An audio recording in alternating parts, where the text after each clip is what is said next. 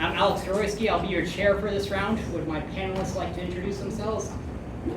Hi, my name is Alice. I'm Jessica, and I'm one of your panelists as well. I use she, her pronouns. I'm Laura. I'm one of your panelists. I use she, her pronouns. Thank you. Okay, I believe Jessica will be giving you time signals.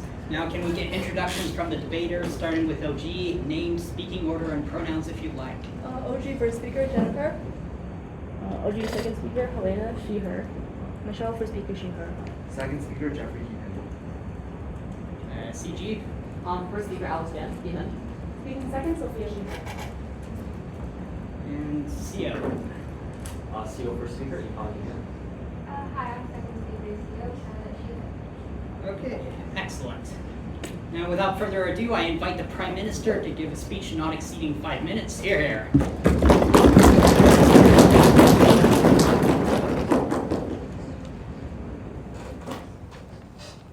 Before I start, I'd like to give a quick thank you and shout out to my partner Helena for being such a great partner and for being such a great second. Also, thank you for all my friends and family members in the audience. Thank you for supporting me and coming here to watch. And thank you for all my competitors too. I'm really honored to be debating in the same round as you guys. Okay, now without further ado, let's start. Verbal POIs are appreciated, and let me get my timer quickly.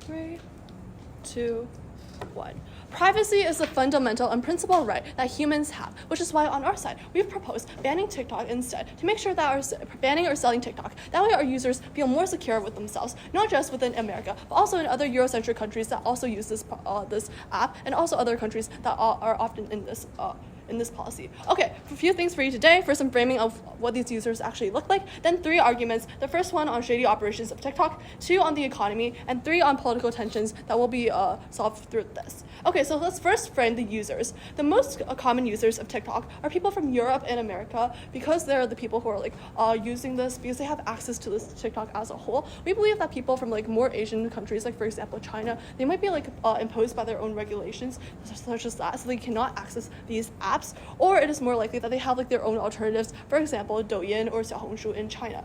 Okay, once this is out of the way, let's get into the first argument on shady operations. Why is this true? Few mechs on this. 1, they are unable to apply laws on TikTok that are actual official regulations because they are located in the Cayman Islands, a place where these laws have no effect on them. Therefore, they do not follow laws from Europe or Asia or America about privacy violations. Therefore, they allow a lot of shady operations to pass through this. 2, there are no regulations through this, but therefore they have little to no content moderation. It lacks rules in general, and they collect private info, which we have no idea what they are actually doing with this.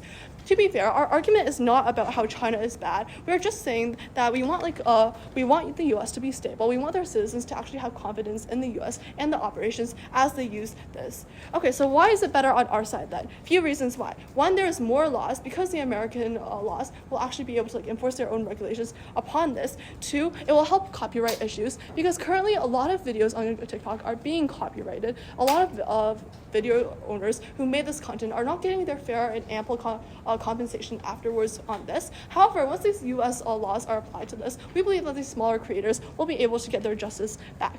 And 3 is on privacy regulation. Obviously, we believe that more countries will be able to believe in the U.S. over China as a whole because of the strong economic ties between many of these countries with the U.S. as a whole. Basically, through the periphery of these nations too, the U.S. is better as image-wise too.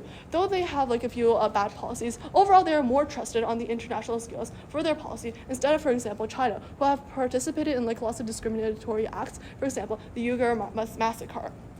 Okay, once again, we have proved why on our side. These people, TikTok will now be under better laws and better rule regulations for these people, which means that these users will be more available to actually use this and feel confident in it. They'll be more likely to actually share their information on TikTok and be confident with using this app. Okay, 2 on the economy then. Let's first frame why TikTok will most likely be solved over being banned. 3 reasons for this. 1, because they have a huge consumer base already in America. Obviously, the big company that TikTok is managed by will not obviously want to let this opportunity go away. Second is that a lot of the influencers do come from the US. A lot of the trends are populated from this place as well. If this company decides to not sell it there, then they obviously lose out on a lot of money and a lot of things that will like take their profit incentive away.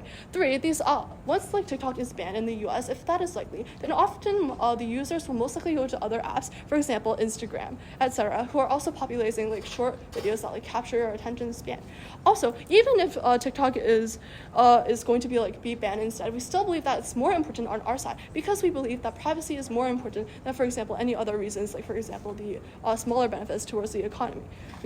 Okay, so why is it better on our side then? When we comply to the rule, when we sell to the Americans, the next from this are that other countries will be more likely to invest in TikTok because they know that American is backing them up. They know that's most likely going to be more regulated and things like that. They have like more trust for the app as well. This is better for TikTok as a whole as they can improve their UI. This means that they will hire more people for job positions and things like that, and they'll have better operations overall, which will be both beneficial for the consumer base who is using this app and the new people who will be hired.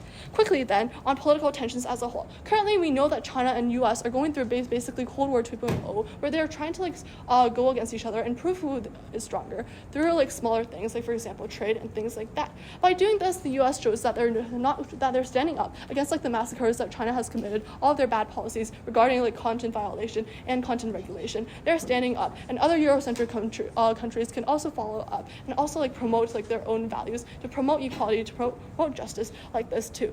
With this, we can actually push back and do something to prove like the U.S.'s stage on the world and how they benefit social media, which is so important because of their spread of information. Once again, for these reasons, because we benefit like the user base of TikTok, the users, the company that has TikTok, and the U.S. as a whole, we are so proud to propose. The panel thanks the Prime Minister for that speech and now calls upon the Leader of Opposition to give a speech not exceeding 5 minutes. Here.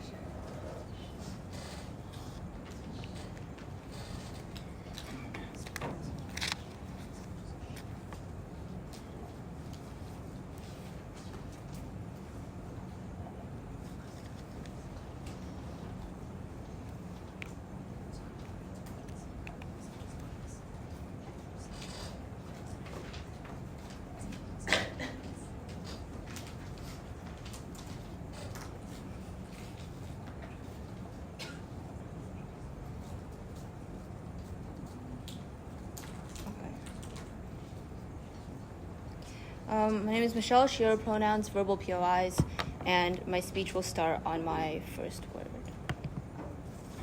Oh yeah, also thank you everyone who participated in this tournament, who made this possible.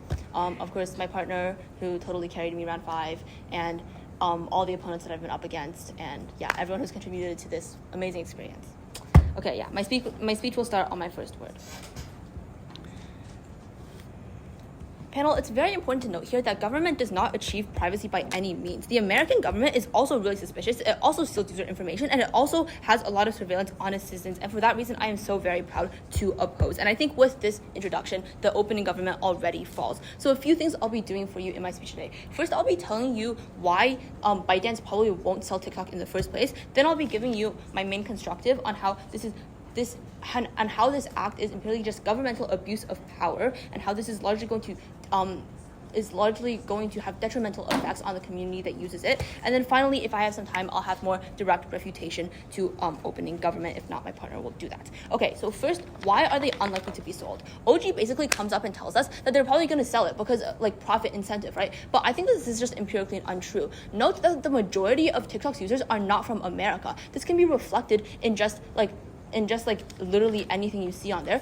Maybe you see more English or more American content, but that's probably because you're Northern American and you interact more with English content. But why is this not true then? If you even look at the most followed person, Kabi Lame, his content is so popular because he doesn't use language, because he's able to garner an audience of people who not only Americans who only speak English, right? We think that it's unlikely that ByteDance is going to sell their company for this very marginal like profit incentive that they probably don't even have, because they can probably garner even more creators and even more profit elsewhere outside of America. Okay, now onto my constructive on governmental abuse of power. First, I want to tell you again that it's very unclear why TikTok was banned in the first place, right? They kind of give, like the American government kind of gives the same justification that opening government gives us, which is that like China is going to steal your information and such. I'm going to tell you why this is untrue, and why, because this is untrue, this is just like an incorrect thing to do, and it hinges on like the democratic rights of like America, right? Okay. I think first it's important to frame that America also has a history of spying on its citizens. Famously, Snowden, a whistleblower, now lives in Russia, because if he goes back to America, he'll probably get like sniped down because he leaked extremely sensitive government information publicly that said that the FBI is able to surveil basically any American citizen that it chooses, right? America, through other social media platforms like Instagram or Facebook or literally anything else that it does have a stake in, is also collecting user information, private user information that it does not have like consent from the users to. The American government, if they take control of TikTok, is likely to use the same is probably going to have the same privacy issues insofar as it just like does empirically with all the other things. Now, why is it more likely that they're just spreading the agenda that like China sucks without real information, right? I think this is just again true because you've probably seen a lot of videos already with Shou, the CEO of TikTok, being asked questions like constantly being berated to see if he's Chinese when he constantly restates that he's in fact Singaporean. You can see this when the people questioning him and the people asking questions about this case as a whole are asking about how Wi-Fi works and are like 7-year-olds who don't know how the internet works. I think this already proves that the people making this decision just don't know how TikTok works and don't know like the real implications of what this means and what this is actually doing. And you can see that this is very clear abuse of power because even politicians who have made their entire platform built on TikTok voted for the TikTok ban, like that one guy who now deleted his account famously did, right? You can see that this is very clear abuse of like this democratic process because people are being incentivized by the higher up who want to ban TikTok because like China sucks, and you can see these people are being unfairly like incentivized to vote this, and I think that this is just empirically like against the right of the people, their right to vote, and just empirically against like what users are able to do then. Now, why is this extremely harmful just in and of itself? I think this is quite intuitive insofar as like the citizens of America have less say in what they're able to do and have less say in like this democratic as a whole then. But I think like TikTok is also a very large platform insofar as many creators have built their platforms on this. Many creators' livelihoods literally depend on TikTok, and communities that cannot be easily transferred to other platforms hinge on TikTok's existence. And banning TikTok means the destruction of all of these communities and the destruction of the livelihood of the people that have built this on here. Why is this so important then? We think that even if this is not an entirely exclusive case to TikTok, then this is still important because there is still millions of people who have done this to TikTok, and if this were to get taken down, if this were to get banned, and then these millions of people are still suffering, and it doesn't matter if they will still suffer if another piece of media gets taken down. We think that in many cases, their form of media and their audience is not going to be very easily applied to any other form of social media, and for all of those reasons, I am so very proud to oppose. The panel thanks the leader of opposition for that speech and now calls upon the Deputy Prime Minister to continue this debate. The speech not exceeding 5 minutes. Hear, hear.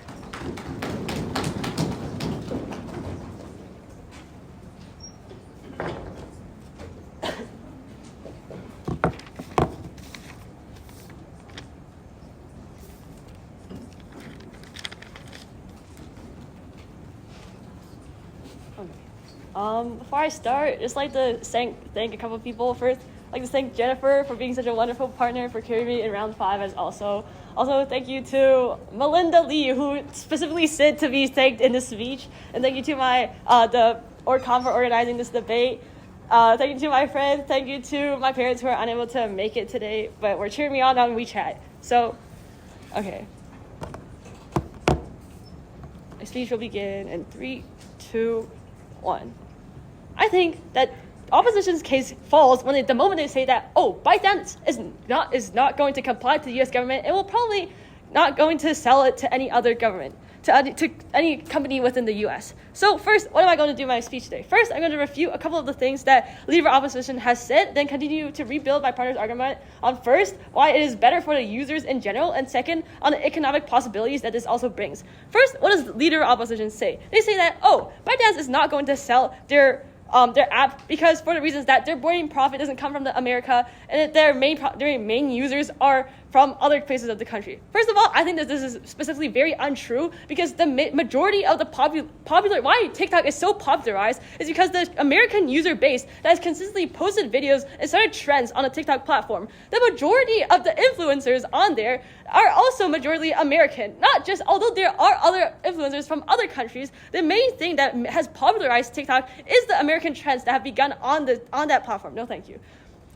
And additionally, this is also where their main majority of profit comes from. Also, I think that opposition cannot come and say that, oh, there are also Asian users on there. Because first of all, those that live in like Asian countries are probably not using TikTok in the first place. This is an American app that is usually used in North America and European countries, and not Asia, which is mostly using Douyin and other apps.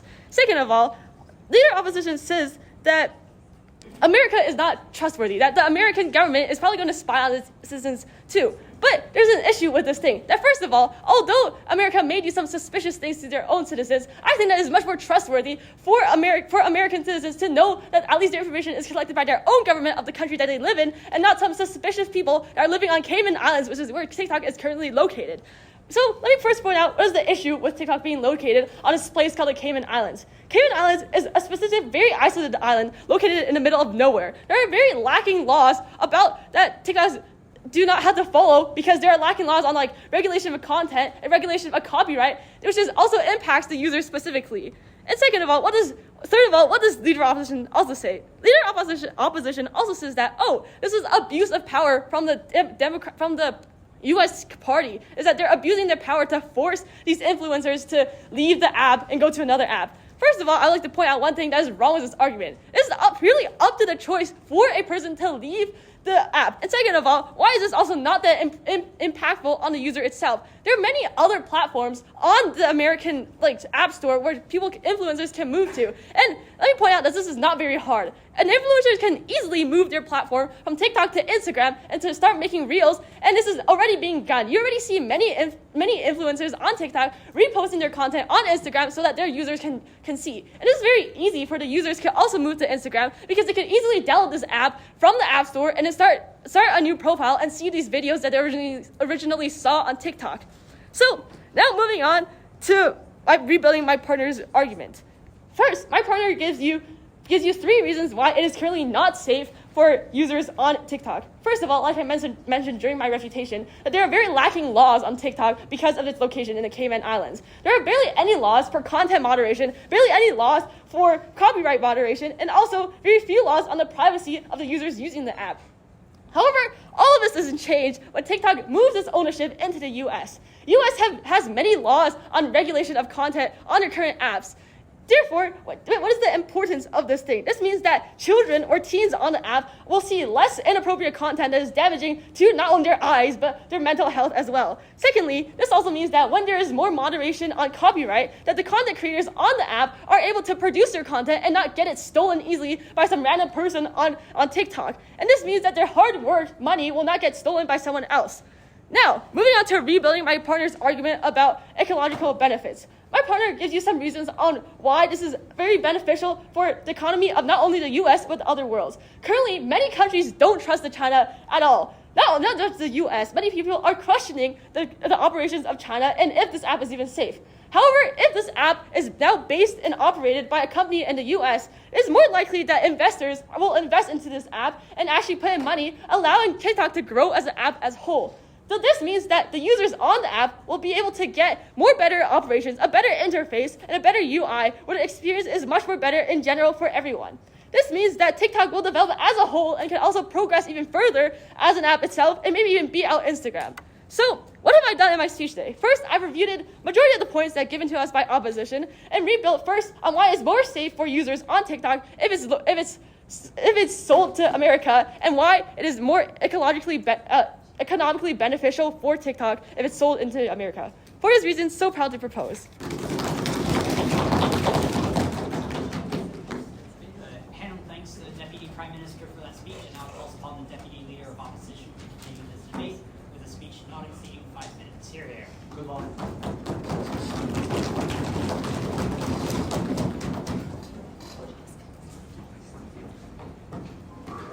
Chairs like this. Yeah, I know, right? Look, there's like so big. Yeah, we thought there's such big chairs. Yeah. I don't know what it's called.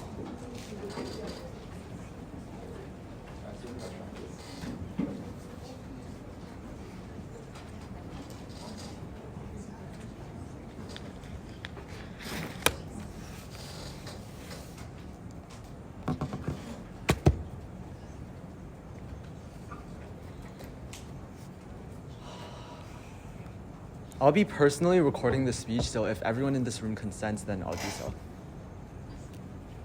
CO? When I'll write being filmed the second time. Okay. Before this, brief thank you speech. Thank you to my partner Michelle for carrying me round 4. Probably got me about like 5. That's it, I guess. Okay.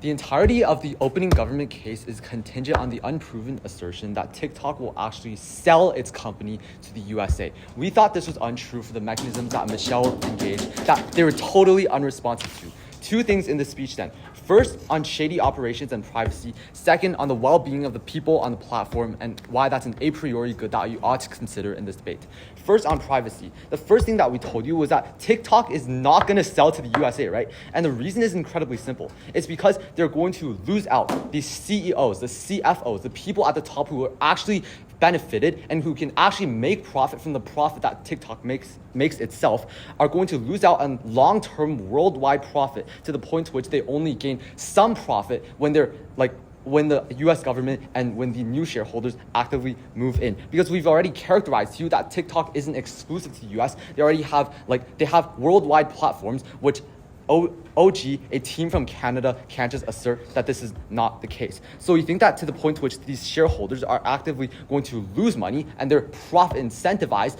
we think that's actively not going to happen.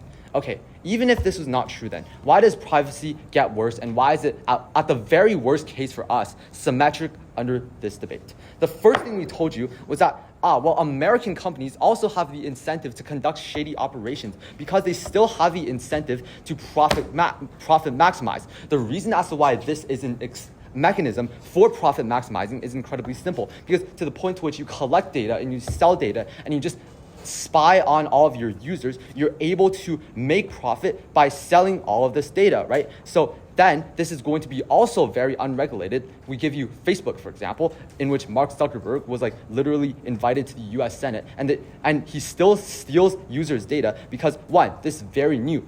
Politicians who are very old do not know how to regulate this thing. Second, because there's a profit incentive to lobby politicians, and all these companies make cost-benefit analysis. So, for example, when you lobby politicians in the short term, you're able to not have all these regulations in the long term, which then maximizes your profit in the long term. So the shady operations point is completely symmetric. Why do we think then this gets worse under their side of the house? Because to the point to which this actively creates a perception that, China is gone, America is in. This makes it so that TikTok is able to look comparatively better, which then eases the push for accountability, the push for interrogation that people currently have in the status quo. This is then effective, counter to what opening government said, where they say that, TikTok, the headquarters or whatever, is situated on an island. You can't regulate this island. This is just not true. The CEO was literally brought to the US Senate to be interrogated. Regulation does exist in the status quo. We think on their side of the house, it's going to actively get worse because people feel safe that now it's American property, that people from your own domestic country, your compatriots, have absolutely no incentive to actively steal your information and actively benefit another country, for example, on the well-being of the people on the platform. But before that, I'll take POI if anyone has any. Opening? Okay, on the well-being of the people on the platform. The thesis of this argument is as follows. Millions of people have based a large portion of their income on TikTok, and insofar as you remove that income, you're going to indirectly harm tangibly all of those people, because a lot of people rely on TikTok for income. For example, moderate-sized creators who don't make as much money on other platforms. So for example, like if you don't have an actual fan base like Brent Rivera, like Bryce Hall, for example, I don't know, because you create 30-second videos, you're not able to, like, most people aren't able to actively establish a cult of personality to the point to which you want to, like, watch this person on all other platforms, follow all of these people on all other platforms. You're just making funny videos, like, in your daily life, right? B, because people don't have transferable skills, because a lot of these creators quit their jobs because they don't like them. A lot of these creators stem from actively low-skill jobs, like Cabby Lame, for example, to the point to which they move to TikTok in order to make more money. So you're just forcing them to go back to your jobs, and a lot of these people, like, just haven't worked in these jobs for a long time, which means that the skill level to which they're able to actively perform these jobs under is going to be comparatively lessened. Why is moving to IG then out of this debate? First, because there's a completely different algorithm. Instagram Reels is smaller. Second, because Instagram Reels is still Instagram as a whole is still focused on communication, and it's tethered to Instagram Reels and connection. So insofar as you go into Instagram and you see story icons, etc., that's not going to feel like make all of these people who are chronically attached to TikTok, all of these creators, very, very like friendly, and that's not going to feel like TikTok. It's not going to be the same feel anymore. And insofar as these people have a very low attention span, like quite intuitively, they're just going to probably like not follow those creators to a high degree. So this is then incredibly important because there's a snowballing effect on mental health insofar as you're not able to make as much money anymore. We think this is far more important than the stress and like security issues that happens on their side insofar as tangible and proximate.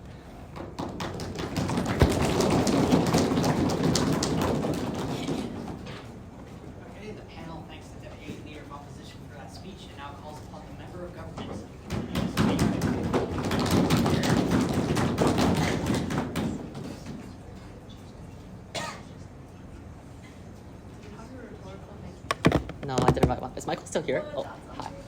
All right, so just a quick thank you speech. First of all, thank you so much to my partner Sophia for carrying me in this entire tournament. She definitely outspoke me like by 5 points in every single round. And second, thank you guys so much for judging us, especially for Jessica who gave us like 2 wins so far. Hopefully this is gonna be our 3rd. And finally, thank you so much to our debater friends for actually cheering us on. We could have done it without you guys. All right, cool. Speech begins in 3, 2, 1. My extension here is going to be really simple. It's going to be about how we mitigate macro-scale privacy breaches internationally as done by TikTok. I'll be clashing implicitly in this extension against the other teams and prove to you how we win in this debate. In the beginning here, I want to frame where do the most big influencers in the TikTok actually come from. We think this includes the biggest influencers, for example, Addison Rae, Charli D'Amelio, and Mr. Beast, who have around 90 to 200 million subscribers on TikTok so far. This also includes the smaller influencers, for example, Call Me Chris, as a Sniper Wolf, who are also Americans, but also many American corporations who are situating a large amount of their follower bases on TikTok. So we think the Americans in this debate, as I can concede to many of the Americanization in this debate, are the dominant ones who are influencing the TikTok functions. So we think these individuals are the ones that has most amount of followers and are the most of the people who are going to be causing changes in terms of the follower counts on TikTok if these people leave. So I want to talk about this. How the influencers behave upon the release of this bill in the US then. We think 2 main mechanisms here. First of all, I want to agree with opening opposition that China is not going to sell TikTok altogether because they believe it is nationalistic unjust. The Chinese and the Americans are great geographic enemies in the status quo, at least that is what being told to the citizens on the ground. And there's a massive amount of negative sentiment from the Chinese on the ground via Chinese propaganda. For example, this summer, I was downloading Douyin and scrolling through the algorithm. The amount of anti-American sentiment there is actually insane. So we think ByteDance is going to actually face a large amount of governmental backlash on the ground, but also on the ground backlash from its supporters. Here's the reason why this is a large tipping point for them to not sell to Americans, even if they take a large amount of losses. First of all, they need a large amount of government funding and also a large amount of government participation and licensing for them to continue doing business in China altogether. But second, the largest market in the status quo is still the Chinese with Douyin. They don't want to anger the Chinese individuals on the ground for them to lose a further amount of money. So we think the bullet of losing American followers is the bullet they're going to bite in this debate then. The more nuanced, I think this characterization is more nuanced than OG because they just assert TikTok is going to be sold. We give you structural reasons, but note here this is not knifing because we tell you the possibility of TikTok being sold so exists, but it's not being sold in the higher. So just operating on a more likely platform than opening proposition. But second, I think there's going to be a massive perception change because the TikTok influencers depend their entire media platforms and their entire livelihoods on their fans and their TikTok followers. So they're likely going to quickly migrate to other apps that are more secure. For example, Instagram Reels and Snapchat Moments. Note here I want to address the claim get up opening opposition because they think the algorithm is different. Sure, even if the algorithm is different, they have a large incentive to adapt to the algorithm over time in order to keep making their money. So we think they have to bite this bullet in the end. But actively move away from TikTok because they do not want to be efficient with their profits. This means they were actually going to sell their accounts in many cases because they want to actually get the money from their account in the last finals, and they're not able to do so if TikTok is being sold as being destroyed by the Chinese. So this relates to a couple things then. Since the biggest TikTok influencers are going to be moving away to different platforms, the millions of followers are going to move away with them because they want to see these individuals in different platforms. We think Douyin is only used in China, TikTok is used by everyone else, just to clarify that in the opening half. So we think the amount of individuals around the world are going to move away to other platforms is immense. The number gradually increases as more individuals move away, as more platforms and these individuals who are influencers on the platform get more popular. So we think it's a medium-term shift on the amount of individuals moving away. On their comparative, there's no incentive to do so. Even if individuals on the ground know that China is being exploitative with the amount of information they're stealing away from individuals, they're already numb to this fact because the amount of information being stolen away from them is really distant to their minds. So we don't think individuals are going to move away on their side of the house. Here's the reason why this is important then. Note how we prevent China having access to information to many developing countries instead of the US only, as that is the impact proven by opening proposition. Note the impact of China having data on the US is low because they're both strong countries and they cannot do anything really bad to each other. But China is an actor that funds invasions in many developing countries around the world and do sketchy things in the developing world.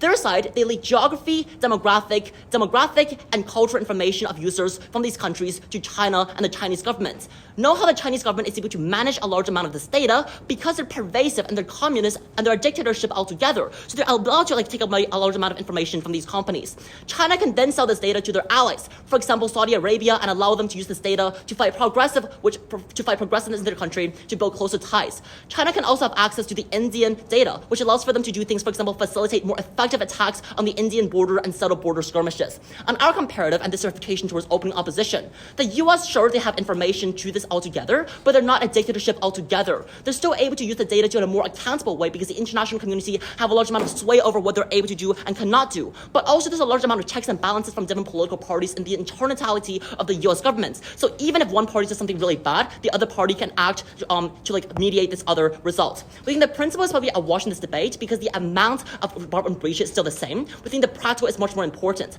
I want to weigh against the opening proposition team then, because number one, they never prove what is the harm on the people and which I think is small on the Americans. We prove how we're able to save the ones who are actually important and the individuals in the developing world. But against opening opposition, even if we're able to hurt the influencers, we don't think it matters. As long as we're able to save the individuals on the ground, that is far more important. But also, Instagram is the same as TikTok. Like the algorithm is really the same on a short video platform. On that basis, proud to propose.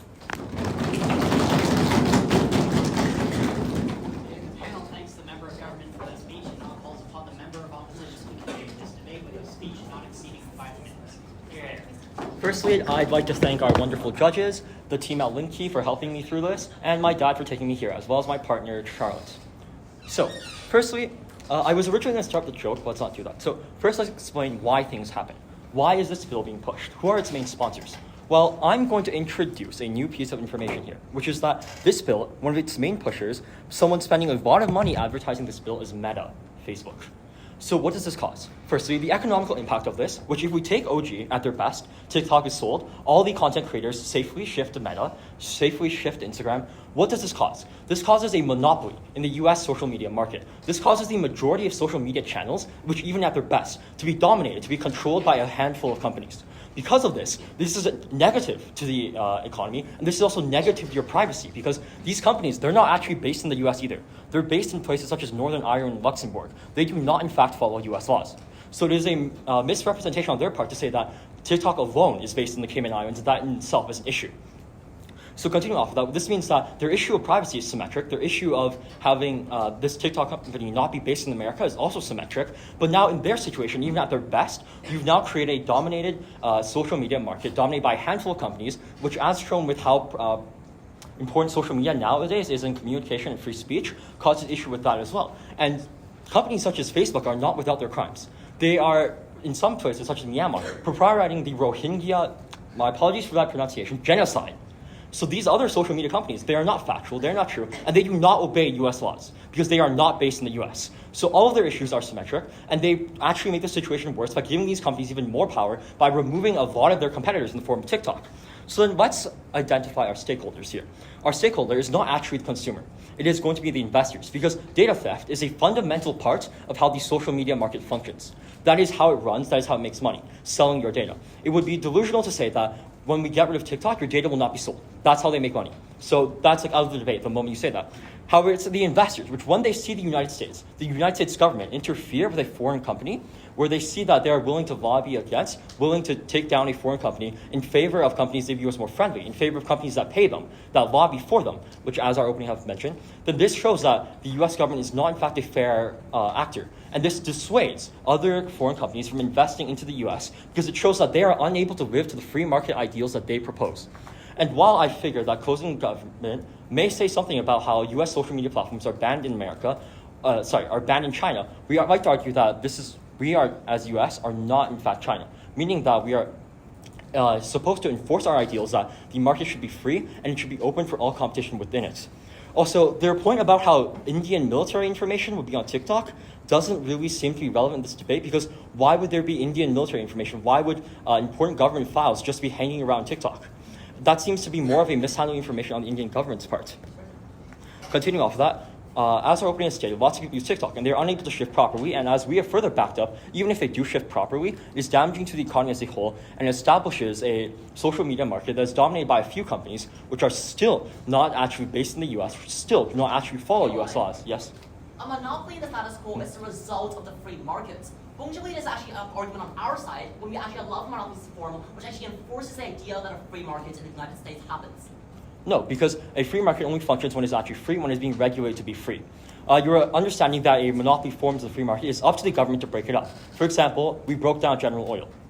Continuing off of that, TikTok's UI is heavily built in America as well. They are not actually allowed to sell their information to China in ByteDance. They have a Texas bill which was formed with the purpose of not having this information go overseas. In fact, the CEO of TikTok, Shouzi Chu, pardon my pronunciation, actually admitted in front of the US Senate that TikTok is currently internally run. It is not, in fact, giving any information towards ByteDance. And it would seem to be awfully to buy into a lot of the negative stigma about China, which, by the way, as rivals in our current geopolitical situation, with how powerful these countries are, with how much influence they are, it should be in our best benefit to cooperate, to work together, to work forward together in order to ensure we have a functional global economy. When we isolate and when we bully Chinese companies, this only makes our situation worse for us. This only divides us even further. And this does not actually work to solve the tensions between these countries. It only worsens them, which our opening half also somewhat mentions, but I believe that we go into further detail with it. Continuing off of that, since now that we've isolated Chinese investors, we've isolated the government, we've worsened this conflict without actually improving the economy of these nations, we fail to see how this would benefit us at all, and in fact, it would only worsen our situation. It would only establish monopolies, and it would only do bad for our privacy and do bad for citizens of America as a whole. That's why we are so proud to oppose. Panel thanks the member of opposition for that speech, and now calls upon the government whip to close out this debate for government half of the speech. Not exceeding 5 minutes. There.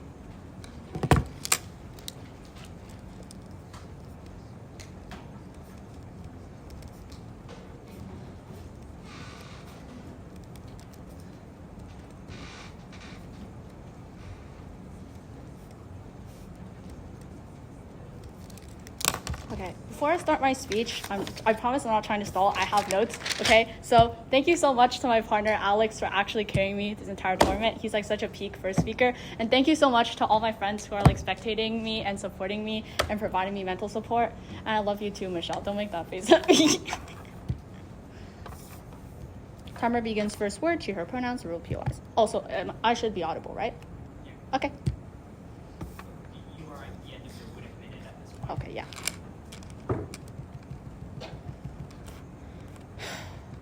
few things you'll be hearing in my speech. First, I'm gonna go over the opposition teams and tell you why exactly we over them. Then I'm gonna quickly talk about our opening and talk about CG's separate path to victory. Firstly, then I want to address OO because their main characterization we already agree with, right?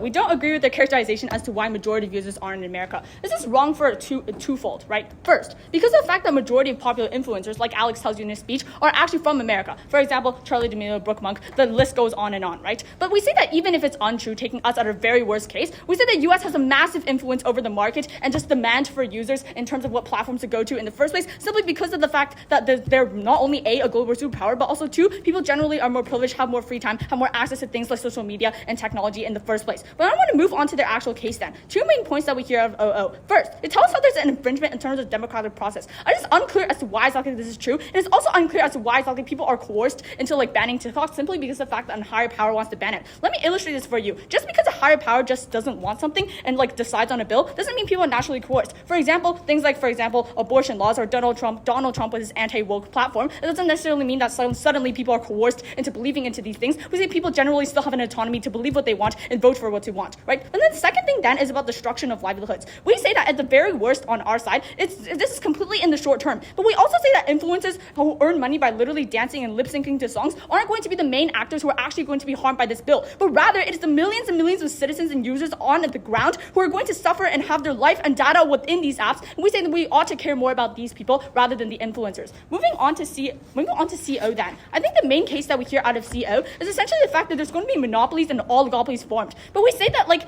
then because of the fact that this is bad and this is infringing upon the free market. But like Alex mentioned in his POI, we just say that this is factually untrue. The reason as to why exactly monopolies and oligopolies form is because of the fact that free markets are operated by things like the invisible hand and supply and demand. That means that people have a massive, for example, natural monopolies, for example, for gas and oil. These things form because of the free market in the first place. So we say this is completely contradictory. We say the fact that there are monopolies and oligopolies means the fact that there is a free market. But we say that even if we take us at our worst and say there is going to be monopolies forming and that's bad, we say this is actually net good because the fact that if all of the power is concentrated in one place, this means it's easier for governments who are ethical or much more ethical as proven through our opening. But we also say the US just has much more checks and balances, which Alex exclusively provides in his speech. We say that these governments are now better able to actually regulate these companies and regulate these data to make sure that it's not being breached and make sure that it's safe. So we say at a very worst case, if monopolies and oligopolies do actually form, at least this data is actually somewhat centralized and is able to be regulated. Before I move on, I'll take a point.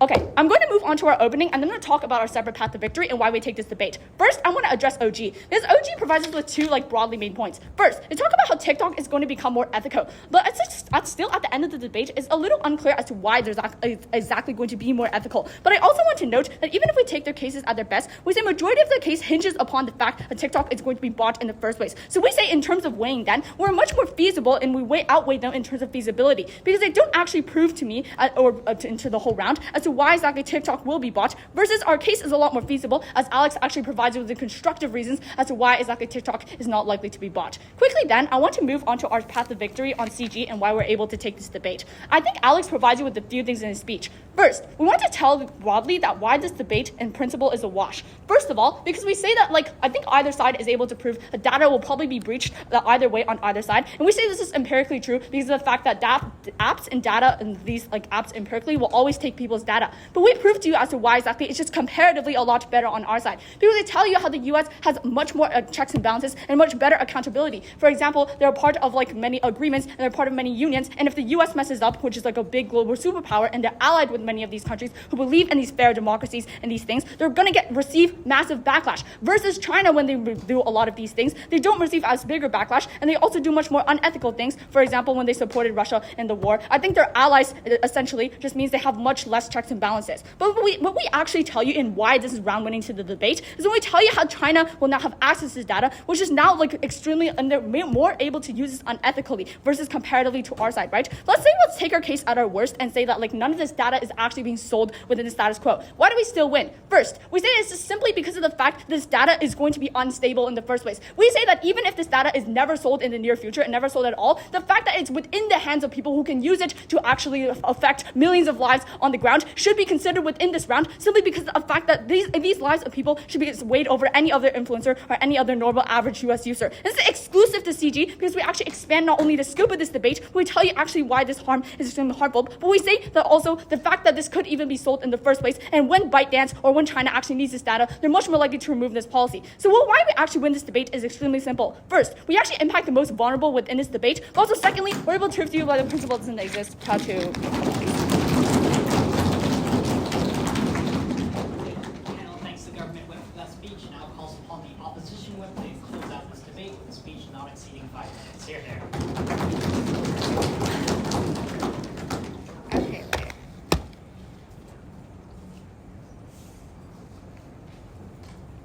okay. Before my speech, I just want to say thanks to my partner for carrying me in round 3 because I had no idea what to do that round. And also, thanks to my friends and family for being here. I was really scared about this debate. But, okay. Okay. Speech starting 3, 2, 1. Panel, I think throughout this debate, government just chooses to ignore the fact that US companies are doing the exact same thing that they argue as same with TikTok, right? They're also taking data away from their users. And on top of that, my partner has told you that TikTok does not sell information to China when it was stating their international policies, okay? Okay, going on to some differentiation from what we against our OO. OO tells you a lot about government abuse of power, and they give you hey, there are a lot of old people who have no idea how to use tech. I think that's true. When my partner comes here and tell you that they do this to ostracize and isolate Chinese entrepreneurs, I think that was a lot more impactful, and it's a more likely reason, right? And this is a very important harm that my partner tells you, which I don't think any of the other teams chooses to mention or they have chosen to ignore. Two, they tell you about the users of TikTok, creators will lose out. Yeah, I think that's pretty true, but they will end up losing profit. But eventually, I think they're still able to transfer these skills of short video to some other platform, right? But when my partner tells you that when these users see that the Chinese communities are being pushed out, I think that no thank you is more important, right? On top, my partner actually tells you the impacts when we isolate China, these investors, and this ends up getting worse ties with China. Okay, going on to what we hear out of OG, because I think they bring the most to this debate. They give you this entire case about privacy, right? And I think a very important thing to know is that all social media companies use this, right, in order to actually be successful. And they have to use this to, at least for the algorithm or whatsoever, right? On top of that, these media companies are also able to just move to some other island, just like what OG states. And we think that if you're only banning this one social media platform, where there are hundreds of other platforms who do the same thing, I think that in itself is just really an excuse in which we want these other companies to monopolize on top of this ostracized Chinese community, so by showing that the government cannot even trust them properly. Nothing. And they also tell you that American feels more safe when their own government is spying on them. What OG really argues is that they tell you, hey, we think that invading privacy is really bad. So guess what we're going to do? We're just going to let the government, the Americans, invade their own citizens' privacy instead. I'll take the POI. Yes. My partner told you in the long run, when China requires data from other developing countries, they're able to use their unfair leverage to force TikTok to give them this data. Won't you believe insofar as this possibility exists, that is the harm that is massive and we want to debate. Okay, thank you. I think I'm going to address that when I talk about what we hear out of CG. Then OG gives you a point about the economy and how when you sell this platform, you're going to make money.